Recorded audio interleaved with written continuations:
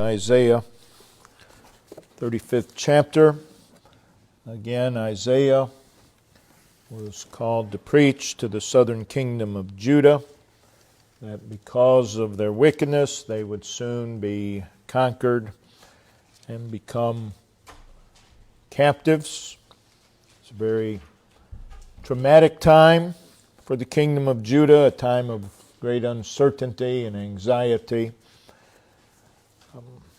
And again, as we said earlier, that Isaiah would preach the coming judgment of God upon them, but he also preached that God would come and rescue and restore them from the captivity, and that would be, of course, in his time. And Isaiah's message, of course, is broader in scope than Judah's captivity. Judah's deliverance certainly reaches to man's captivity and sin and the deliverance that there is in Christ. And the scope of Isaiah 35 goes much further than Isaiah's day. Again, it goes all the way to the establishment of the millennial reign of Jesus Christ. But that being said, there are many spiritual lessons and applications for you and I, all because of the Lord. I'd like to read today verses 8 through verse 10 of Isaiah 35. And a highway shall be there, and the way, and it shall be called the way of holiness. The unclean shall not pass over it, but it shall be for those, the wayfaring men, though fools shall not err therein. No lion shall be there, nor any ravenous beast shall go up thereon. It shall not be found there, but the redeemed shall walk there. And the ransomed of the Lord shall return, and come to Zion with songs and everlasting joy upon their heads. They shall obtain joy and gladness, and sorrow and sighing shall flee away. We want to take the main thought of the message, the central thought from verse 8, concerning a highway. A highway.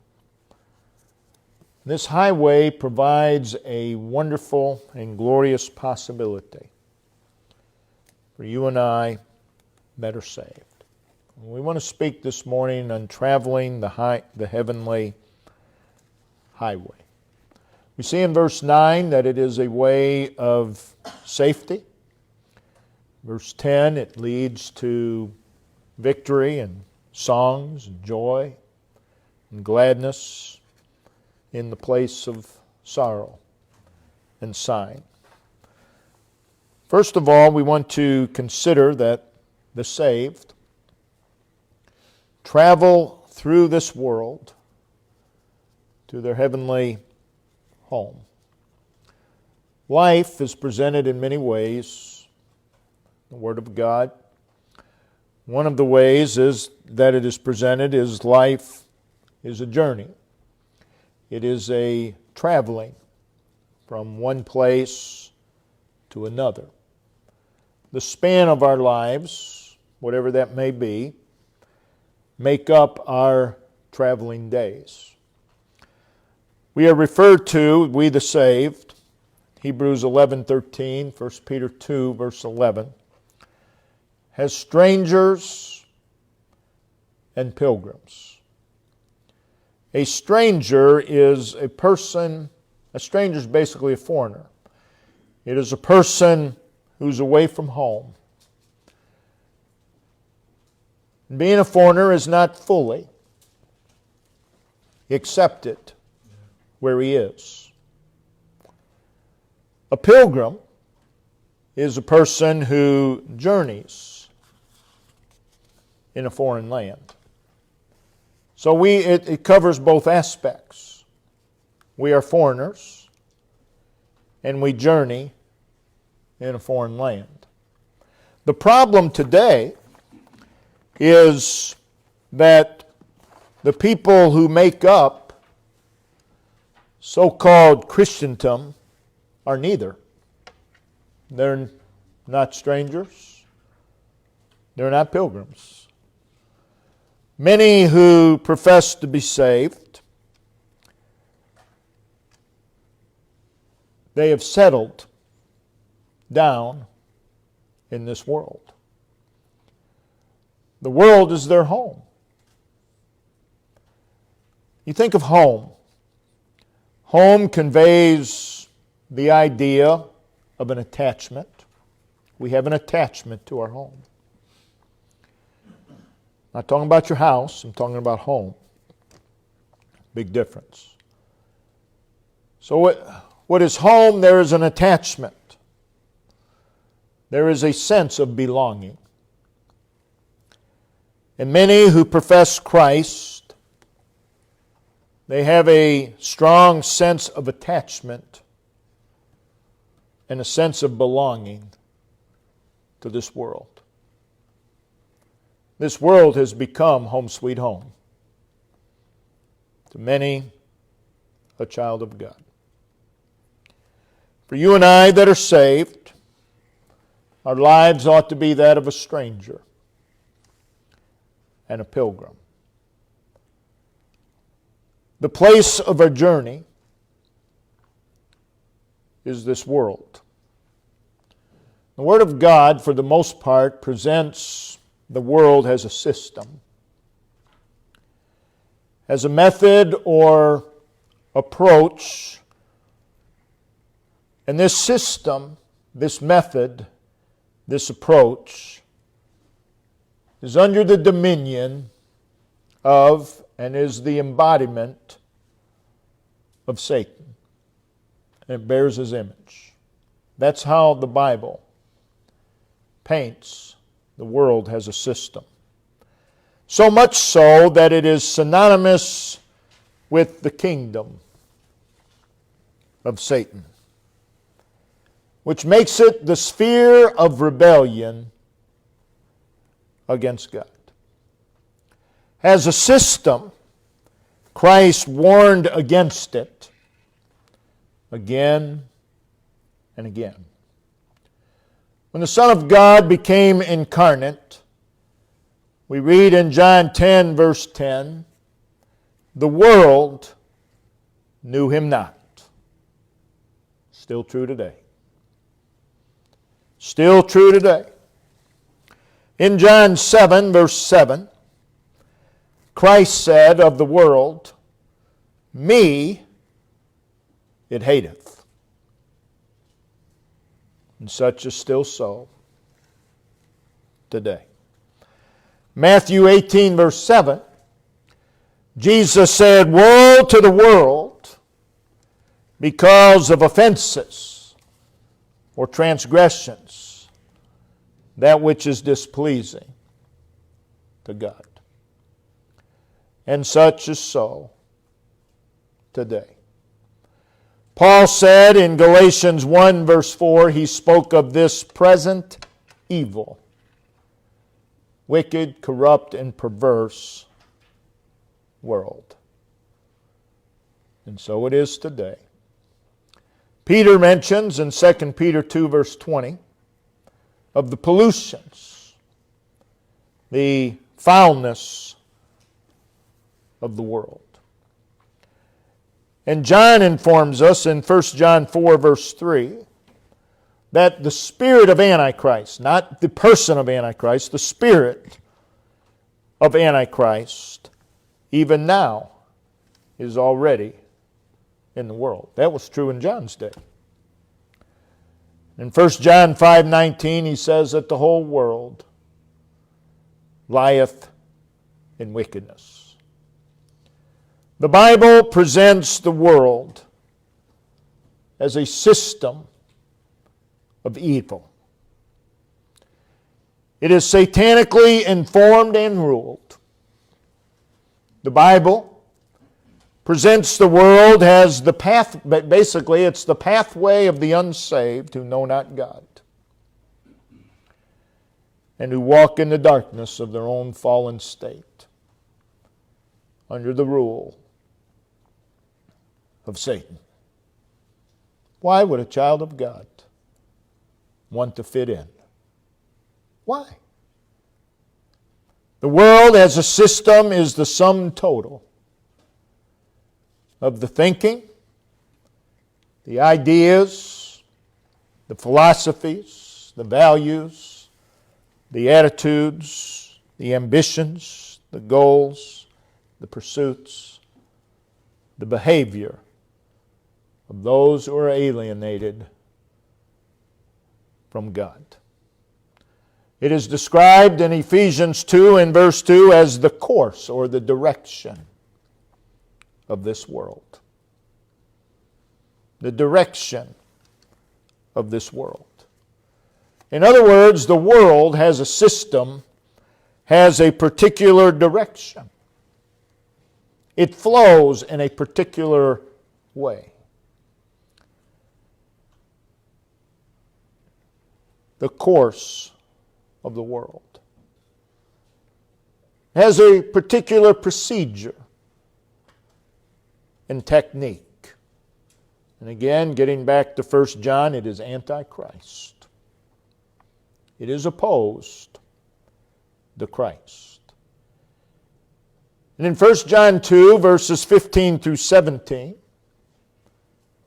this course of the world, this system, is moved by the things of the world, the lust of the flesh, the lust of the eyes, and the pride of life.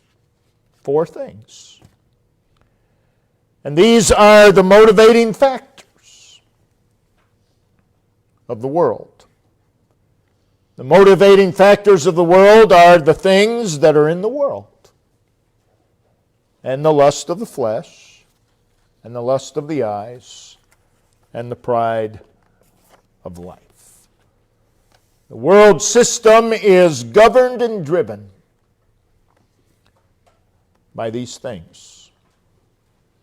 Our journey as a child of God, our traveling days are through this world. Again, in Isaiah 35, we read that this world through which we travel is like a wilderness, a solitary place, a desert, parched ground, thirsty land, the habitation of dragons. All that being said, we see the world, of course, is a place of burdens. It's a place of difficulties. It's a place of problems. It's a place of sorrows. It's a place of trials. It's a place of pressure and disappointment. It's a place of chaos and turmoil. It's a place of battles and struggles. Many dead ends, many traps, and much uncertainty. But in spite of all of that, we read here, verse 8, a highway shall be there, and the way. It is a God-provided way, and it is called the way of holiness. And we read in verse 9, the redeemed shall walk there. The redeemed shall walk there. Again, this is talking about the millennium, but there's application. We journey through this world, but where we ought to be walking is in this way. The redeemed shall walk there. So it is a way of life for the redeemed. The highway of holiness. The redeemed. The redeemed have been made different by redemption. You don't have to try to make yourself different. You are different by redemption. You don't have to try to do weird things and outlandish things to make yourself different.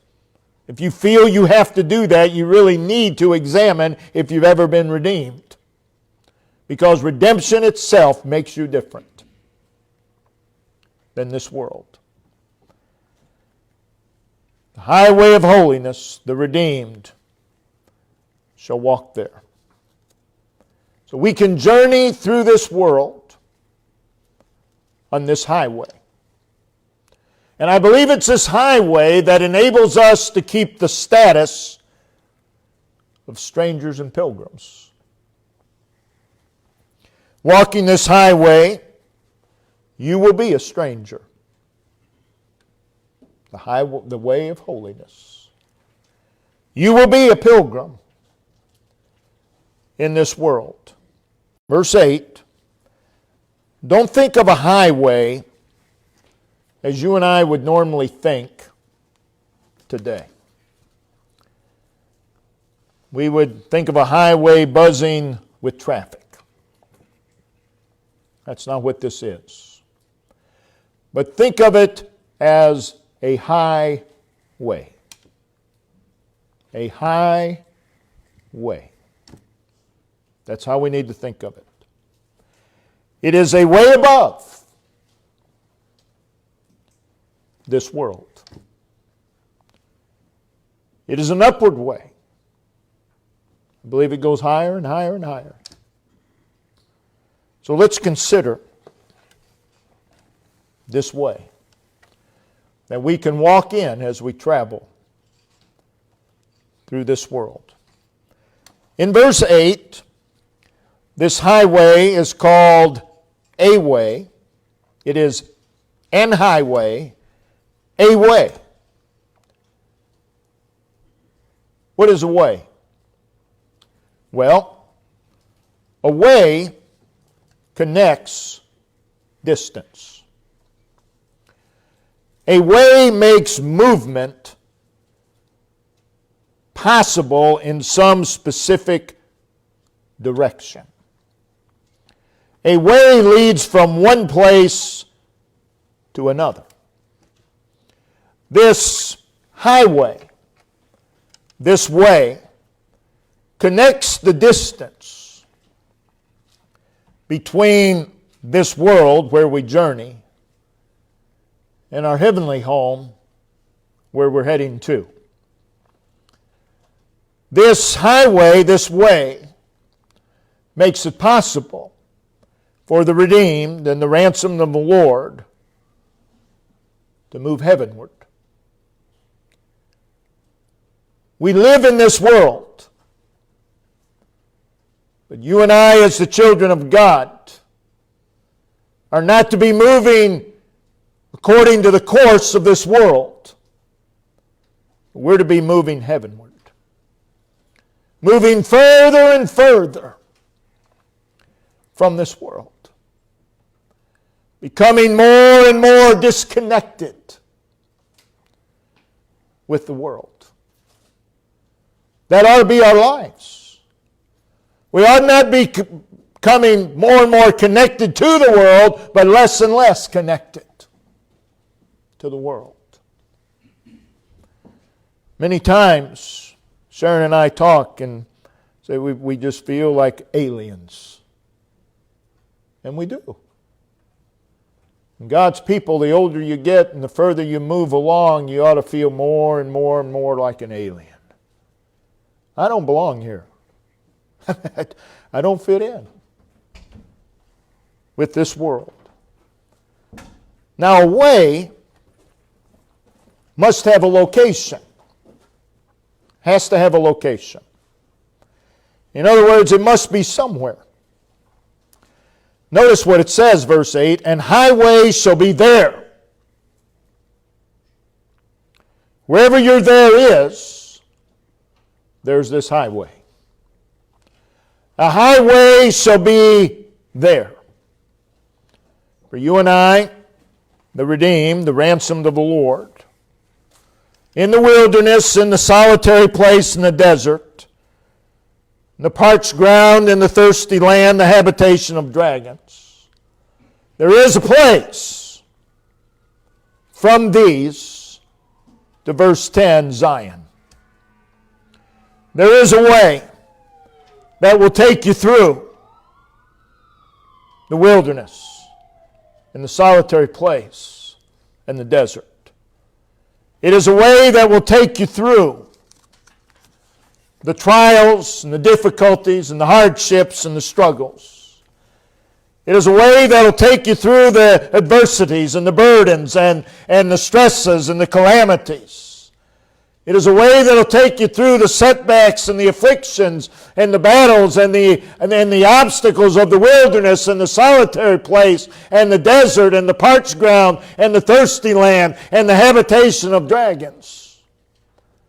Also notice concerning this highway, this way, it's spoken of as singular and very particular. It is an highway. Very specific. It is a way. And it shall be called the way of holiness. This isn't a multiplicity of highways coming together. This is one highway. One way. And may I say, it is a way that's never closed. This highway is never closed. It's open all the time. So wherever your there is, whatever the time is, there is a highway there. It is a way for certain and particular people. From the negative, the unclean shall not pass over it. Now all are unclean by nature, so this road is not traveled by the natural man. It is not traveled by the unsaved man. From the positive aspect, wayfaring men will be in this way. And then they are identified as the redeemed and the ransomed of the Lord. So this way is for the saved by grace. It's reserved for the redeemed and the ransomed of the Lord. It is a special way. So consider the description of this way. Again, it's called an highway. A highway. That speaks of the fact that it's built by plan. Highways don't just happen. There's plan. There's some cost. You don't build a highway for free. There's a purpose.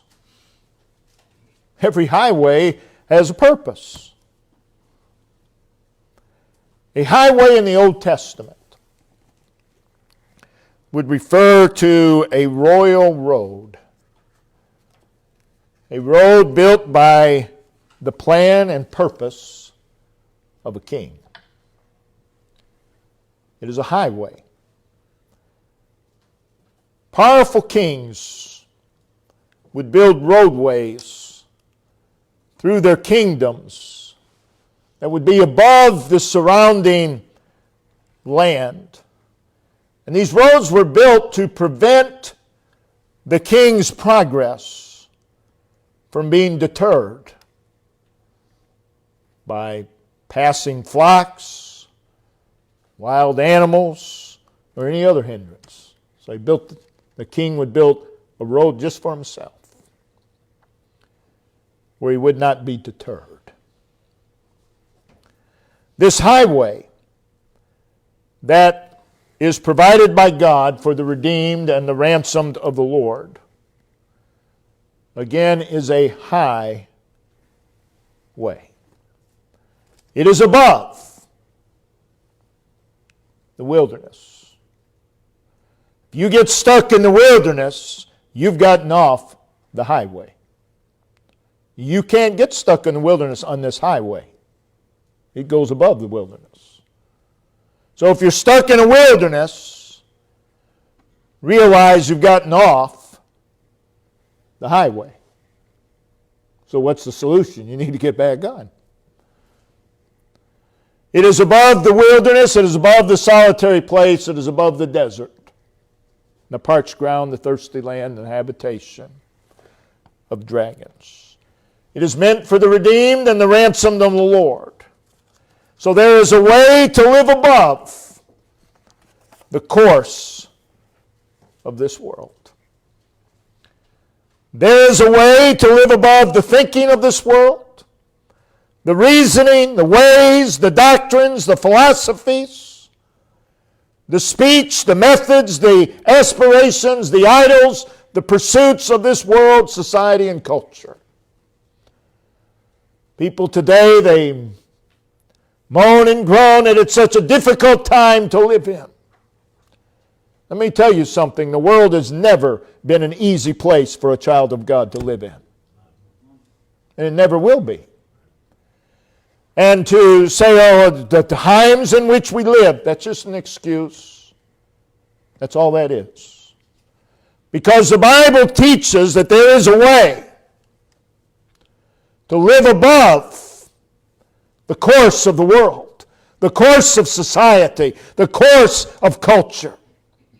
There is a highway, there is a way that is above the enslaving, binding, crippling, stripping, controlling power of sin in this world.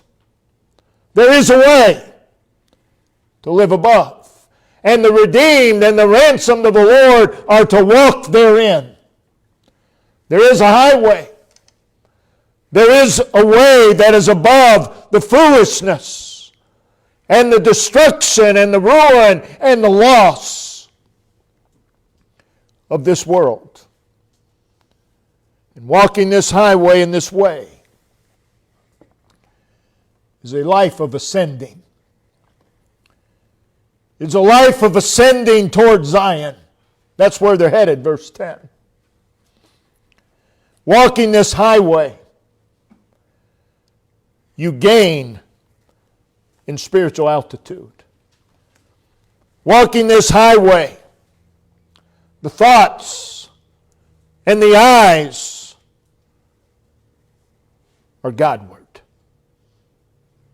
Again, we live in a world that is under the dominion of Satan. He's regulating its policies. It bears his image. It's the sphere of rebellion against God. And this world possesses a strangling power to spirituality. It is a world that does not know God. It is a world that does not honor God. It is a world that does not admire God, does not seek God, does not trust God. But instead considers God to be a nuisance. The world is humanistic in its thinking. Always has been since the fall. And is intoxicated with the agenda of Satan. And as a result, the world is a cesspool of ungodliness. I'm not just talking about our time. Ever since the fall. You follow the book of Genesis from the garden to fall, things got pretty bad. Look at the sins that took place after the fall. I mean, all kinds of sins. Disgusting things. The world is a cesspool of ungodliness, vileness, and wickedness an abomination. It's a traumatic place. It's a place of despair. It's filled with traps and snags. It's a place of obstacles. It's a place of battles and struggles. It's a place of satanic attacks. A place of dilemma. A place of trouble. A place of suffering. A place of pain. A place of affliction. But this highway, this way, the way for the redeemed and the ransomed of the Lord, those who walk this highway ascend. They're gaining in elevation. Each step they take, they're ascending spiritually. That ought to be our life. Our life should not be stuck in the wilderness. Our life should not be descending further into this world. Our life ought to be one of ascending. And we do that by walking this road. Notice this road has a name. It shall be called the way of holiness. The way of holiness. The way of holiness. It is the course of holiness. Now, in this day of works-based righteousness, we must say that this holiness is not something that we do. It's something that we become. It is a state of being. And as a result of it is the result of the impression and workmanship of God within our lives. A person will never ever be holy who does not have the work of God within them. It's not going to happen. No amount of garb will make you holy. This holiness is not something that can be legislated. There's churches that do that today. We're going to legislate holiness. You can't legislate holiness. It is a result of the workmanship of God. People today are trying to make unsaved people holy. It doesn't happen. It shall be called the way of holiness. What is holiness? It is a state of heart in devotion to God. It shall be called the way of holiness. It is one who is separated or consecrated to God and His glory and for His service. Traveling this way, this highway, the way of holiness. On this way, sin is considered to be horrifying. Those who travel this way find sin to be repulsive, detestable, despicable, dreadful, and degrading. It is on this way of holiness that there is personal conviction and persuasion concerning the person of God. It is on this way of holiness that there is confidence in God. Unreserved trust in Him. Absolute dependence and reliance upon Him. It is on this way of holiness that one lays hold upon God, looks to Him, receives from Him, and lives in the reality of Him. Strangers and pilgrims walk this way. Those who travel this way of holiness, their focus is God. Their focus is God. They think God. We mentioned that several times last week. Think God. You want to think right? Think God. Think God. Those who travel this road, think God. It is this way of holiness that is really the life of Christ. It is us living the life of Christ. It is a road of obedience. Obedience does not make you holy, but as a result of holiness, you will be obedient. It's the result of God's workmanship. God has in this world provided for you and I, the redeemed and ransomed of the Lord, the way of holiness. The question is, are we traveling this road? Again, it is a way above the world. Those traveling this world aren't trying to be more like the world. They're not trying to fit in. They're living above the world. This way is the right direction.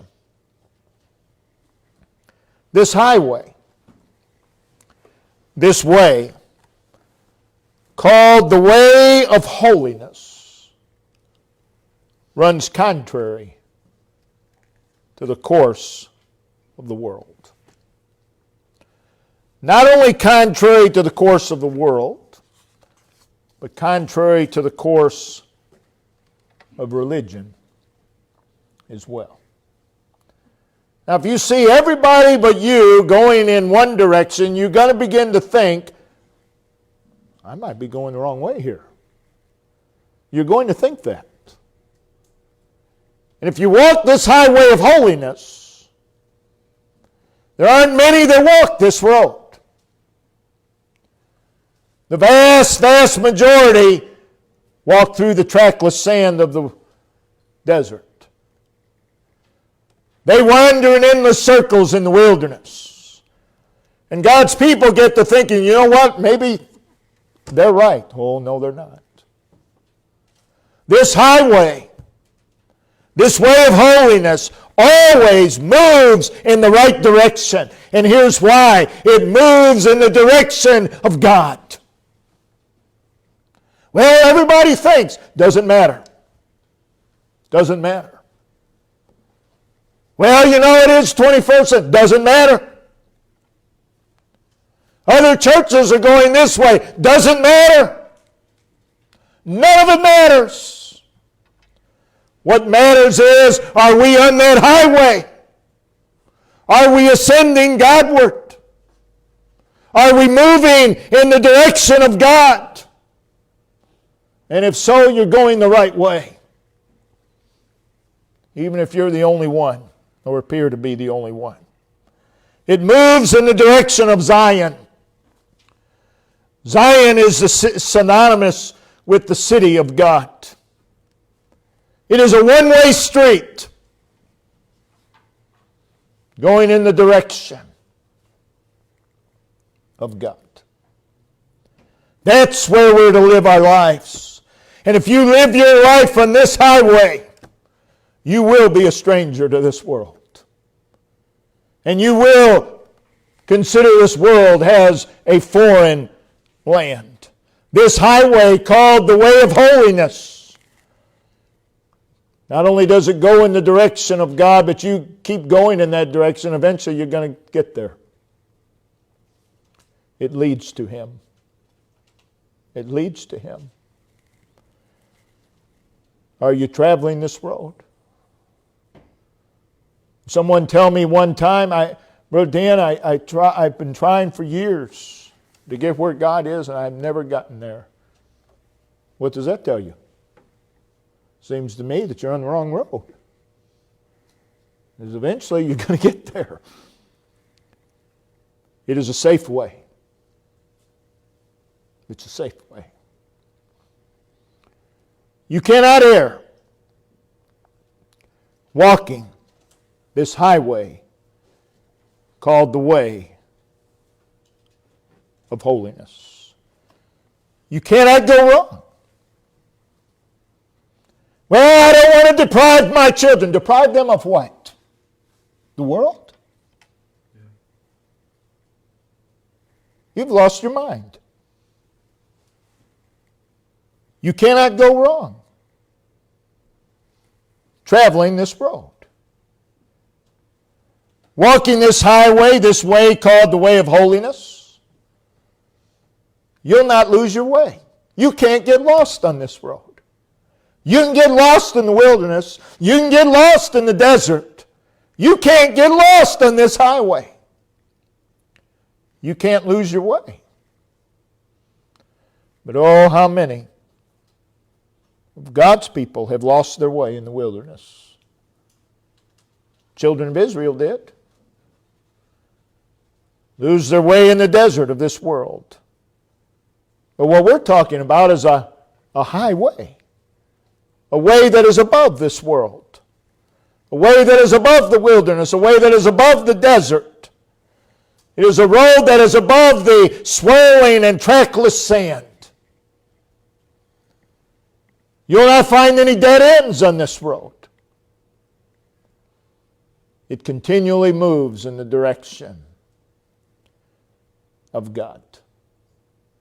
You know what else? You won't lose walking this highway. This way. The way of holiness. It's a safe road. It's a safe road. Because it's a plainly marked road. Thus saith the Lord. It's a very plainly marked road. Are you traveling this road? Or is your life spent walking in the trackless sand? See, all kinds of signs there, maybe. All kinds of bypaths. This highway is a safe way. It is a way of experiencing God. I've had people tell me, sit with them, talk with them, and they've told me, I want to experience some things. I'm leaving the church. I'm starting to live a different way. I want to experience some things. Oh, you'll experience some things. Why would you want to get off the highway? The way called holiness, where you will experience and where you will live in the awareness of God's strength, God's love, God's kindness, God's presence, where you'll feel His embrace and peace. That's an experience. And that can be our experience. Walking this way, you walk with God. You walk with God. Enoch walked with God. We can walk with God above this world. What a life. What a life. It's on this highway called the way of holiness that you press on with assurance and conviction that God will. You just keep on going because you just know God will. God will. God will do what He said He would do. I'm going to stay on this road. Are you traveling this road? You can answer that question by your experience of God. It's a joyful way. Notice verse 10.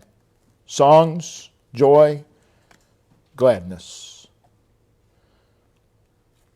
Walking this road, there's an inward happiness.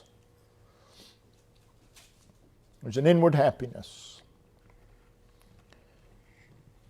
There's inward satisfaction and delight And these things are of divine origin. Again, it is a life of enjoying God. You get stuck in the wilderness, there won't be much enjoyment of God. It's on this highway that you enjoy God and that you praise God. Are you walking this road? It is a victorious way. Notice verse 10. And sorrow and sighing shall flee away. Walking this road, there's victory. Walking this highway called the way of holiness, you march victoriously through life because you're living above what's going on below. Oh, you may physically be in the wilderness in these bodies, but you march victoriously because you're living above. It is the abundant life. It is the thriving, flourishing, blossoming, and advancing life. It's a taste of heaven upon earth. The land of Canaan was a lifestyle for Israel. They were to get there. It's not a type of heaven. It's a type of a lifestyle. It is the taste of heaven upon earth. That's where the child of God should live. Are you traveling that road? So here we are,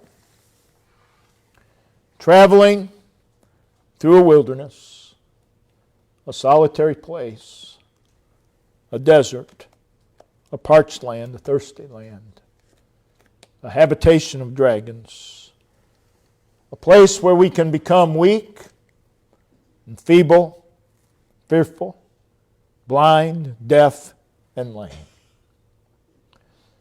But God has provided an highway, a way called the way of holiness, so that we, the redeemed, the ransomed of the Lord, don't have to settle for the course of this world. And we don't have to snuggle into the course of this world. The course of this world should never become our comfort zone. A highway, a way called the way of holiness, has been provided so that we can live above the wilderness, the solitary place, the desert, the parched land, the thirsty land, the habitation of dragons, the course of this world. There is a highway. There is a way that will spare us from being deterred by the comings and goings of this world. That's why the kings built highway, so that their travel would not be deterred by the normal comings and goings of life. Comings and goings of life are a great obstacle. They're a great deterrent.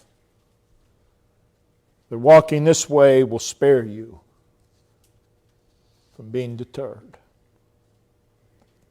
See, we got to realize, you hear something on the news, it doesn't matter what it is, and you're upset for 2 or 3 days, don't you realize what's happened? You've become distracted. You've gotten your eyes off God. You've become distracted. And there's people that have lived decades this way. They just get madder by the day. They've been deterred. They've been detoured. You need to walk this highway. It will prevent you from becoming the world you live in. All of us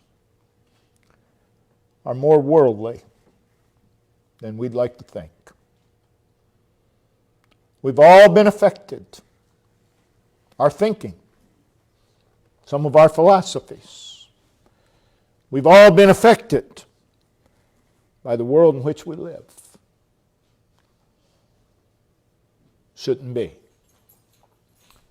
And there is a God-provided way, a way that is above, and it's for the redeemed and the ransomed of the Lord. There is possible in this life spiritual gladness, spiritual rejoicing, spiritual blossoming, and beauty. There is glory. There is excellency. There is strength. There is steadiness. There is calmness. There is deliverance. There is ability and abundance. Oh, may we travel through this life on this highway. Many have traveled a long way. That is, they've had many traveling days. None of us know when our traveling days will end. None of us do. We may be on our last traveling day right now. We have no idea. But whatever your traveling days have been, you need to pray that God would help you in your remaining traveling days to travel the right road, to go in the right direction, to move in the right way. Don't be fearful of the world's condemnation. Don't be fearful of that. Travel the right way. Move the right direction. And it doesn't matter what anybody else does. That's not to determine your life. No matter what anyone else does, you're to do what's right. That's always so of each one of us. Whatever they do has no bearing on us. That is, as far as what we're to do. Do the right thing. Take the highway. Take the highway. Take the high road. Yes, they've done something horrible. They've mistreated me. Don't go down in the wilderness with them. Take the high road. Take the highway. I'm telling you, your life will be happier. Your life will be more beautiful. We need to take inventory every single day. Probably several times a day. Which way am I headed? Because it's easy to get off course. All it takes is somebody to do one thing and you can be off course, and you can go off course for a long time. So we need to constantly be examining. Am I going the right way? Am I going the right way? Am I moving in the direction of God? So thankful that God has provided a way for you and I, the ransomed and redeemed of the Lord. We don't have to live like everyone else. We can live a very special life. That's our privilege. That's our opportunity. That's our responsibility. Brother Ben, if you'd come and lead, or Brother Dave, if you'd come.